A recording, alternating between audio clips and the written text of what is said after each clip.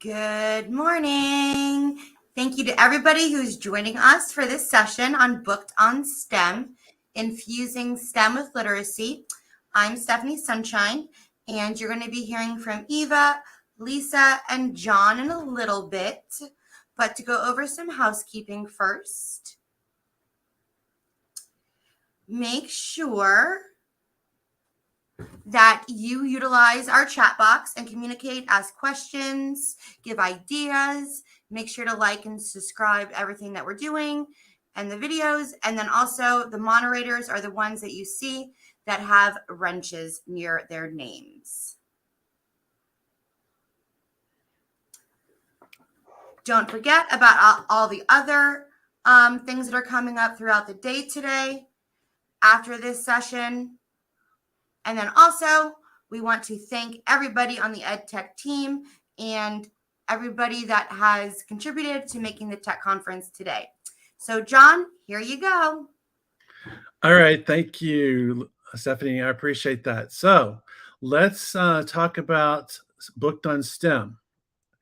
So one thing you've got to know about this is a project that's been a big part of the past 6 years. It's a big collaboration project, and Booked on STEM has been a kind of a love project that I've tried to do before I retire.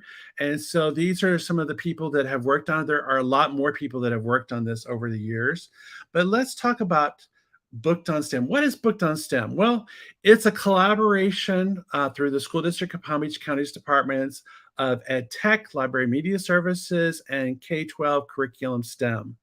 And we wanted to do where kids could get a taste of science and STEM during all the other grade levels, even if they're not a STEM school. Some schools are STEM schools, some are not, but then it always focuses on inquiry, nature of science, and of course, it focuses on literacy. So Booked on STEM is a combination of mini lessons and hands-on STEM lessons. So it's taken us 6 years to write all the lessons. And so we'll share you examples throughout today's session. So why Booked on STEM? Well, first of all, we know literacy is a priority for everyone, but STEM should not be left out. And in some schools, some kids may not even get science instruction until they get to 5th grade. And so by then, they're trying to impart all of this science knowledge into one. Well, if they use Booked on STEM, we try to incorporate fair game benchmarks in other grade levels that are teaching about science that are tested in 5th grade here in Florida. And so we try to infuse them. And so if you want to know more about our resources and stuff like that, each slide has the URL, and that QR code actually goes to our website. We're going to actually take a tour of the website a little bit later. So let's talk about the books of Booked on STEM. Those books took a long time to actually pick over all of the years. We picked about 10 to 12 books, depending on which grade level. You'll notice that the ones in bold are actually repeats. And so we're going to talk to you a little bit about how those books are used, their scalability. So like, for instance, the dot. The dot's used every year, and we scale up the lesson so it's not a repeat lesson from the year before. We use a different perspective. What to do with an idea and what to do with a problem. Those are very imaginative books. They do a lot of stuff with kind of inference and kind of imagery. And so those are books that you think about those things. The Boy Who Harnessed the Wind, this book right here, if I can get myself into the picture. Yay. This book right here kind of inspired me in doing some of this stuff with STEM. And the other one, which I absolutely love, is Ada Twist. And you'll see that in the kindergarten lesson, because Ada didn't talk until she was 3 years old. And when she did start talking, it was asking questions. And we all know, the ones that have children know that kids love to ask questions. So those are books that are highlighted. So that's the primary. You may ask me what's secondary on this intermediate books. We actually reuse some books, but add other books. One of the books is Ada Ideas, which is about Ada Lovelace. If you don't know who Ada Lovelace is, she's very important because she was in the Victorian times, and she was actually one of the first people to design what a program was or an algorithm. And it's an amazing story with great artwork and stuff like that. So we're going to take a next step here. Before we go for this is Ada Twist. There are 2 lessons for each book. They're not all developed right now. I think the mini lessons go up to 4th grade, and the STEM lessons now go all the way to 5th grade. I am so proud of that. We've worked really hard. We've spent days trying to work on these lesson plans, the mini lessons, because we wanted those to actually reflect lessons that a library media specialist could do in one sitting. Some of them could be multiple settings, but we wanted to do them in one setting. And so those are some examples.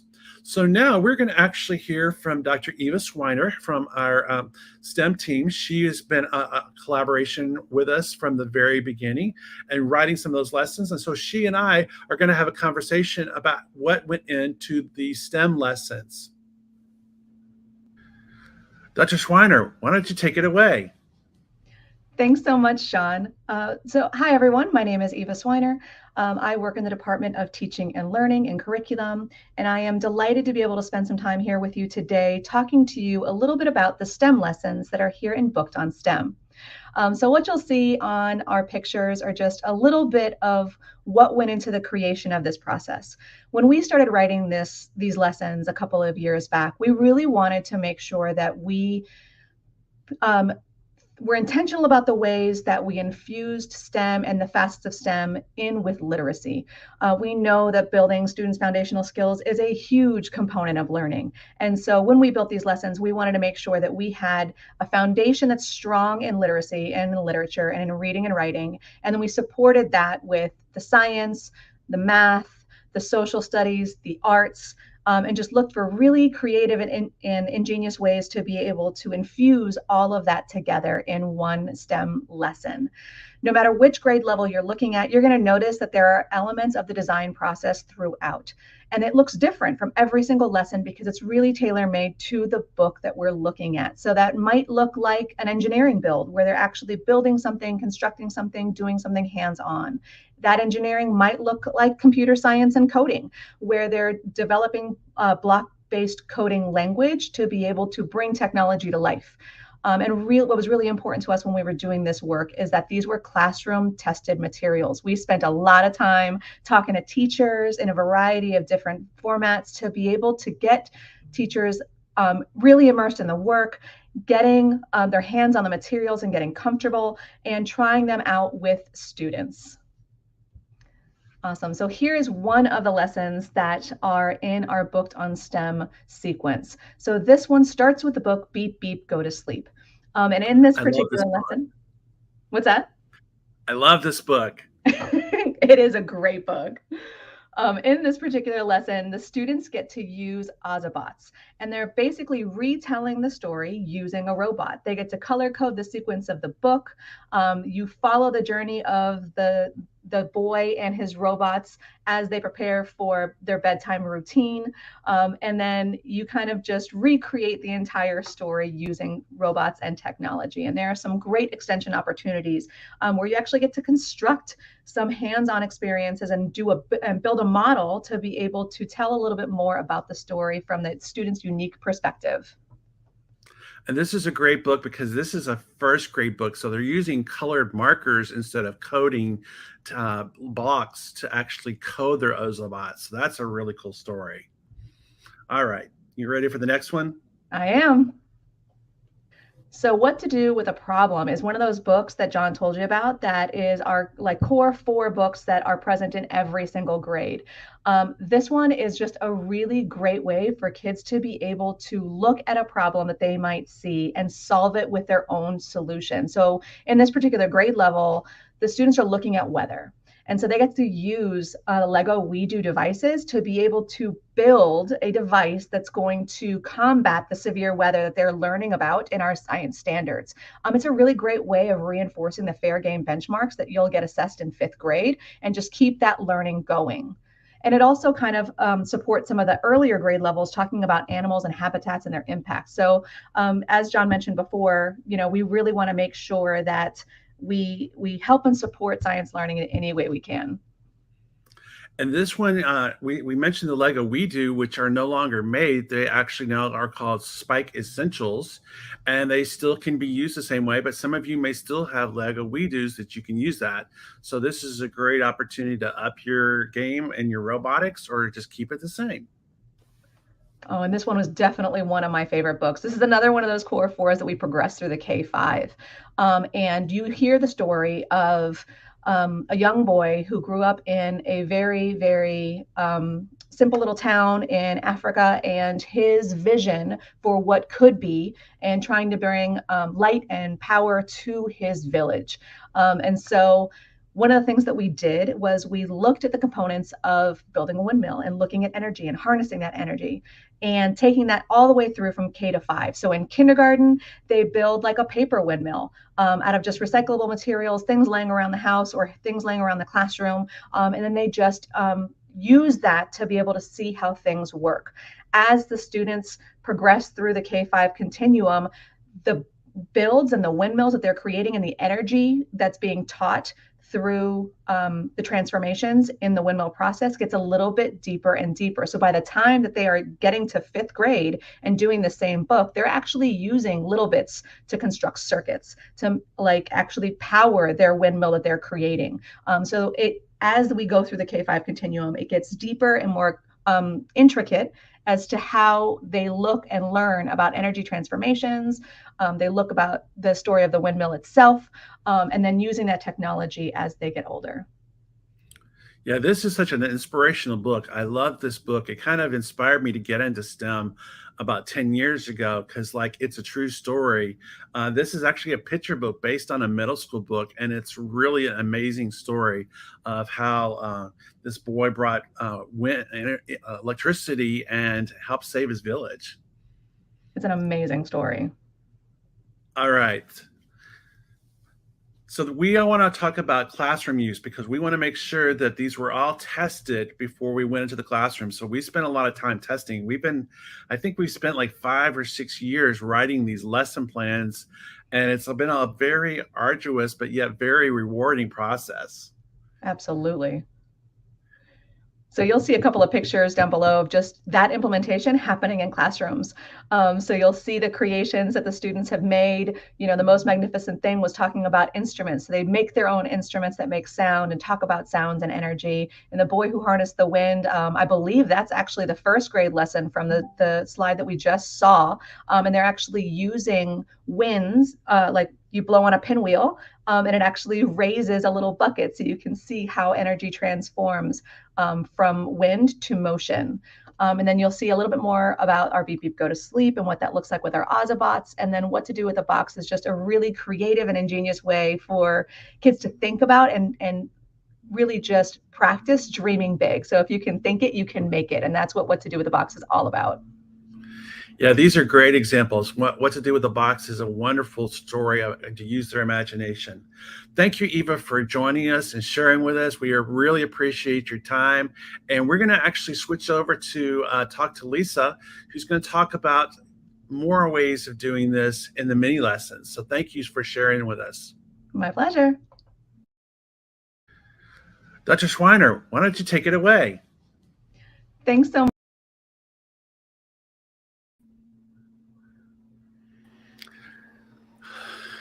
All right. Thank you so much, Eva, for sharing those things. So Lisa Seymour is with us. Lisa, why don't you just introduce yourself for a minute here? So I'm Lisa Seymour. I am one of the specialists here at Library Media. Before I came up to Library Media, I was the media specialist at Seminole Trails Elementary for about 9 years. All right. And she was a great media specialist when she was there. So, all right. So we're going to talk to you a little bit about some of the mini lessons, which are designed for media specialists, which is really appropriate because Lisa actually got to do this. So Lisa, why don't you talk about some of the books that you actually worked on? If you want to start with the dot, that's great. Yep. Let's start with the dot. The dot was one of my favorite books to do with my kids because it got them thinking outside the box and creatively and having confidence in who they are and what they're all about. This particular mini lesson was fun to do. We had some iPads. We used, I don't even remember the name of the app. John, can you help me there? Is it Quiver? Yeah, Quiver. It's Quiver. Yeah.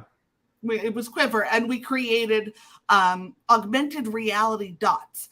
And I did this same mini lesson all the way from kindergarten through 5th grade. And that was one of the most beautiful things about these mini lessons. You can scale them up, you can scale them down. You could take a 5th grade mini lesson and scale it down to your kindergartners and vice versa. It was a really adaptable.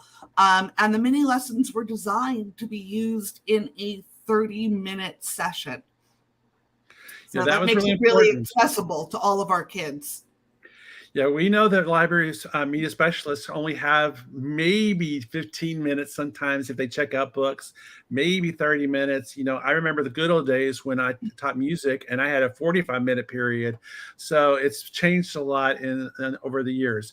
And people may ask me, why do you use the dot over all 5 grade levels? That's kind of an artsy book, but there's so much that you can do with the dot in STEM, from graphing M&Ms to creating a pie chart. Kids need to know how to do those kinds of skills. Or creating one of my favorite things we did is I took a 5th grade class and they took iPads out and made a video out on their playground of dots that were man-made and dots that were actually made by nature.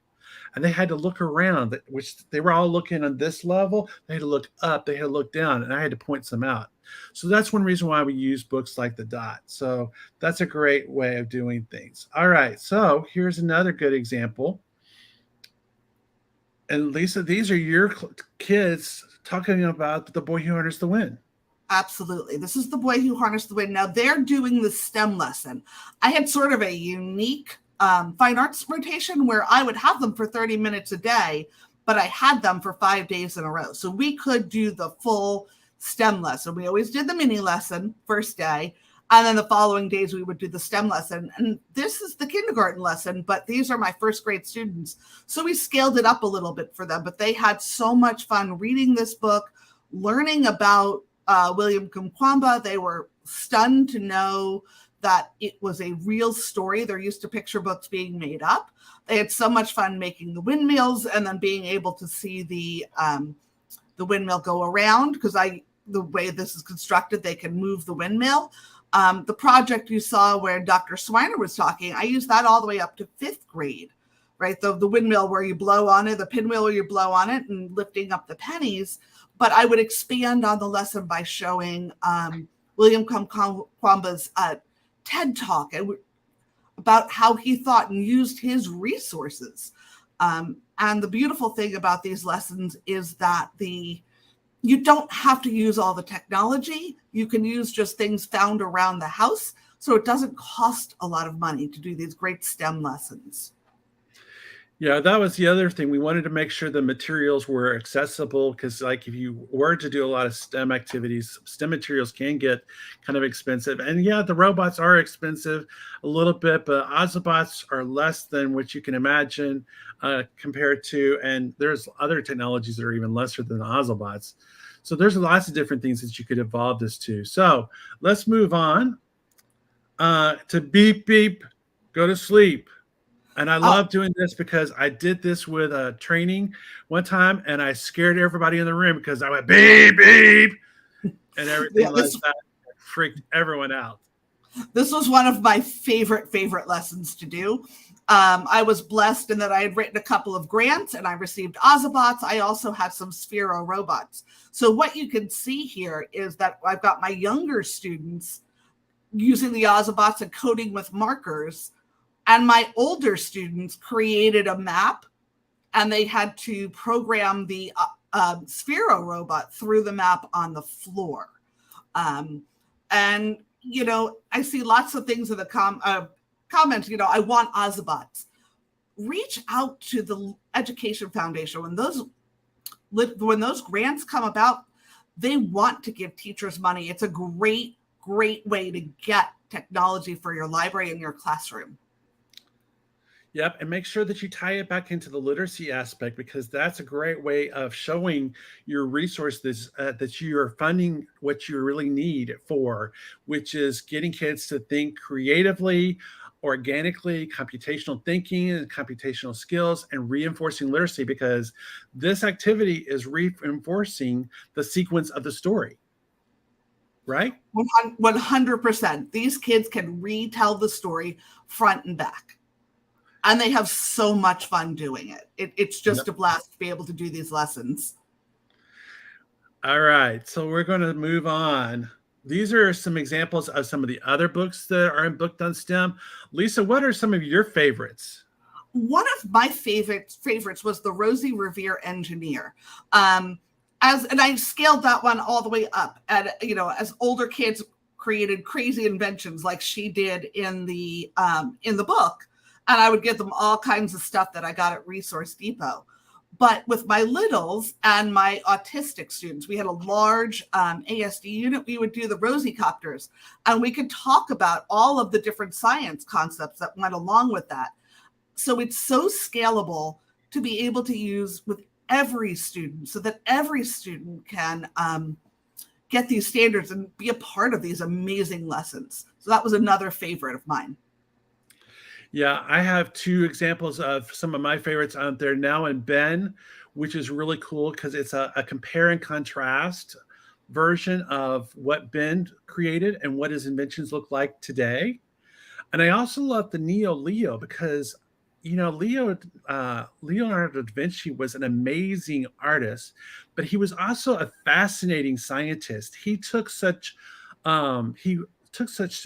notes that he observed, like his flying machines were based on birds and falcons and all kinds of things, and how he envisioned things that wouldn't even be invented in like 400 or 500 years. And so it's an amazing, and he is really a great person to mirror nature of science. And that's one of the hardest concepts, is nature of science, about observing nature, testing things out, taking notes, observing the world around you, and kind of figuring things out. And that's what he was based on. And that's a great one. The other one I love is this, What to Do with a Box. And I've got to make sure that it stays right here. Should probably take off my background, but What to Do with a Box. And I love this story because it lets the kids come up with an imagination. So how many of you had boxes when you were kids and you could care less what was in it, but you wanted to do something with the box?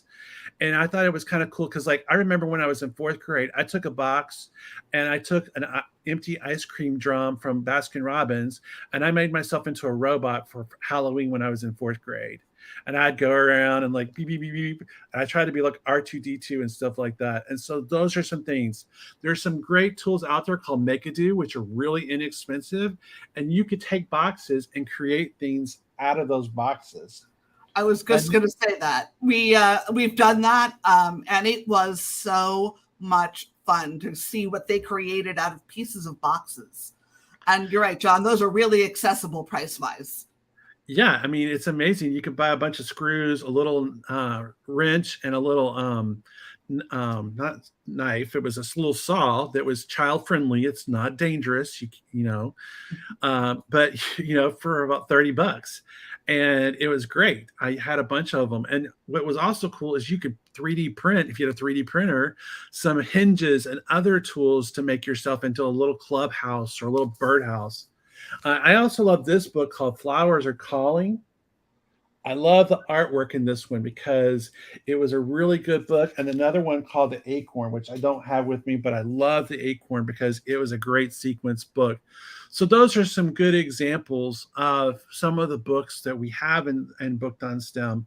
And I hope you'll like the 4th and 5th grade ones if you're just now getting those lessons in the books. I want to share with you a really cool example. There are literally people all over the country using Booked on STEM because the word's gotten out through a bunch of people that I know, and they've asked me about it, and I've shared it with them, and they do the lessons. And I know a lot of teachers in our district use it a lot. I've already seen some of the comments going on about some of the people that they love that, and I really think that's really cool about all that kind of stuff. But my friends Deb Speck and also Tony Lipsher, they started it, and then they took it to other schools. Went to Lake Park Elementary, and Glade Central did it with some of their schools. They did a program called Lit at Lunch. And this is where the high school students, through video conference, would read the books to the elementary kids, and then the elementary kids would do the project. And so they used some of the Booked on STEM. They also did a lot of different other things with the projects. They expanded on it to fairy tales and other things, but that was their basis, was Lit at Lunch. And so that was really the great concept of how to expand that to other teachers. So the high school kids were getting practicing reading to kids. And sometimes the high school kids need that reinforcement of reading aloud to actually improve their literacy skills as well. So that was a great use of that. So where can you find the Booked on STEM? Well, we've got it in 2 places here in Palm Beach County. We can use it as a Google Sites right now, which is the bit.ly at the very bottom, and I'm going to take a tour of that. But the lessons are also in Blender, which is our resource in the school district of Palm Beach County, where the lessons are in library media as well as in STEM. So they can actually see the full STEM lessons in Blender as well as library media, but you can find both in the Google Sites. And since we talked about that, let's actually switch over to the Google site. So I'm going to switch over to the live view of the website. And here is our website on Booked on STEM. I have a little intro video. The very first book that I ever tested, I went into a kindergarten class. I'm not going to play the video, but I went into a kindergarten class and I read the book Ada Twist. And I realized halfway through the book, this is a long book to read to kindergartners. And I was like, oh, okay. And then the project was just to create a video of kindergartners learning to ask questions. And it was interesting because you would think they would know, but some of the things were a little bit different, like something like that. So what you do is when you're here, you click on a grade level. Got to click on the right screen. There's kindergarten. And you'll notice that all the lessons are here. There's Iggy Pick Architect. There's the most magnificent place thing. There's going places, what to do with the box. Let's look at what to do with the box.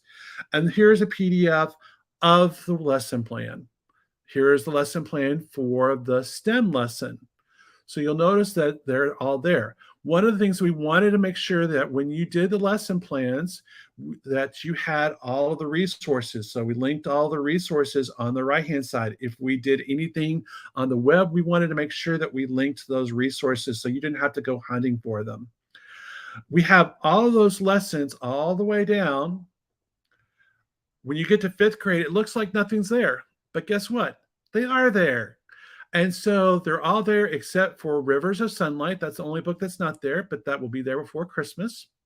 Books like If, which are a really good book for taking big concepts and narrowing them down for kids, is a really good book. And there's another one called Science First. And we broke those lessons up into passages of the book. So in the mini lessons, we don't always use the full book. We just use parts of the book. And so those books are easy to do. We did that with a couple other books where we just broke them apart and just kind of build on them. But they're great for read alouds. That's the whole point, is to use them as read alouds. Don't worry about doing some of the other pieces and stuff like that. But all the 5th grade books there, I know in the 4th grade books, some of the STEM lessons are there, but they're not all there. One of the things I really am sad about is Rhoda's Rock Hunt. Is if you didn't get that book from Library Media, that book is no longer out of print, even though it was just published in 2013. It was a really good book. I love the Velma Gratch on the Way Cool Butterfly that reinforces the butterfly cycle. So those are some really good ways of actually doing that. So that's a tour of the website. So if I go back to my presentation, are there any questions? Oh, so yeah, Debbie, we're going to work on realigning them to the best standards, the 4th grade and 5th grade. Many lessons have already been realigned to the best standards, but we're working on the other ones as well as the STEM lessons as well. That's our contact information if you want to email Eva, who's now Director of Secondary Education. You can follow her on Twitter, and there's Lisa and Lisa's Twitter and my email address till January 6th. So feel free to email us with questions. Any other questions so we can answer real quick? Dun, dun, dum, dum, dum, dum, dum. Okay, that's good. All right, we want to thank you for being here for this session. We really appreciate you. I hope you had a great session, and thank you for sticking with us.